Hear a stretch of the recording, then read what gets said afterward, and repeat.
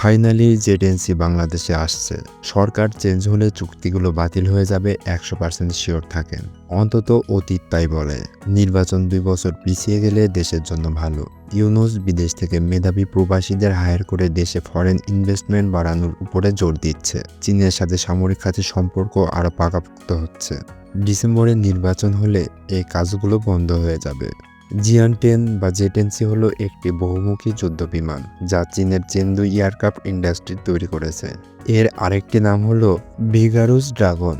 জেডএনসি হলো জেটেনের সর্বশেষ সংস্করণ যা ২০১৮ সালে চীনের সামরিক বাহিনীতে যুক্ত করা হয়। সর্বশেষ বিক্রির তথ্য অনুযায়ী এই একটি যুদ্ধবিমানের মূল্য $৩৫ মিলিয়ন।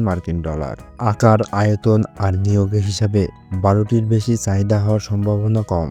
তবে একটি গোপন সূত্রে জানতে পারলাম ২৫টা জেডএনসি কেনার চুক্তি করেছে ডক্টর মোহাম্মদ ইউনূস। নিউজটা যেন সত্যি হয়। বাংলাদেশ বিমান বাহিনীর জন্য ধাপে ধাপে ৫ স্কোয়াড্রন জেডএনসি কেনা হলে গেম চেঞ্জিং হবে, সেই সাথে বাংলার আকাশ নিরাপদ থাকবে। আমি নিশ্চিত জেডএনসি এই ফাইটার হবে বর্তমানে বাংলাদেশের আসল ফাইটার জেট। বাংলাদেশ বিমান বাহিনীর হাতে অন্য কোনো অপশনও নাই। এখন বাংলাদেশ মোট ১৫০ থেকে ২০০টি ফাইটার জেটের প্রয়োজন, কারণ ভারতের এত বড় বিমান বাহিনীকে টক্কর দেওয়ার মতো এ ক্ষমতা নেই বাংলাদেশের। সোজা কথায় মাননীয় প্রধান উপদেষ্টা ডক্টর মোহাম্মদ ইউনূস চীনের সাথে তিস্তা চুক্তি সহ জেডএনসি যুদ্ধবিমান ক্রয় চুক্তি ও সামরিক নিরাপত্তা চুক্তি এবং উন্নয়নমূলক চুক্তি সই স্বাক্ষর করে আসতে হবে। বিমান বাহিনীর বহরে F7MB সিরিজের ফাইটার ইন্টারসেপ্টর বিমান যুক্ত হয় এরশাদ সরকারের আমলে ১৯৮৭-৮৯ সালের দিকে। এরপর ১৯৯৬-৯৭ সালে আরও ৮টির মতো ডাবল সিট FT7B যুক্ত হয় সুপারসনিক ফাইটার ট্রেনিং হিসাবে। বিমানগুলোর বয়স হিসাব করলে ৩০ থেকে ৩৫ বছরের মধ্যে। আধুনিক যুদ্ধক্ষেত্রে এই বিমানগুলো বড় কোনো অবদান রাখতে পারবে না, কারণ বিমানগুলিতে ব্যবহৃত রাডারের রেঞ্জ অনেক কম। রাডার গাইডেড মিসাইল বিভিআর বহন করতে সক্ষম নয়।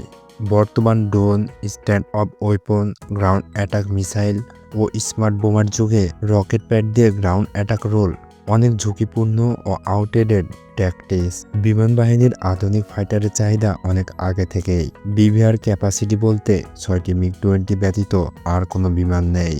এই স্বল্প সংখ্যক ফাইটার দিয়ে কোনো অবস্থাতেই দেশের আকাশসীমার নিরাপত্তা ও বহিঃশত্রু আক্রমণ থেকে দেশকে রক্ষা করা সম্ভব নয়। বিমান বাহিনী যদি চাইনিজ জেডএনসি সিরিজের বিমান দিয়ে F7 সিরিজের বিমানগুলো রিপ্লেস শুরু করে, তাহলে হয়তো দ্রুত অপারেশনাল করা সম্ভব হবে এবং একটি সামরিক বুস্ট পাবে।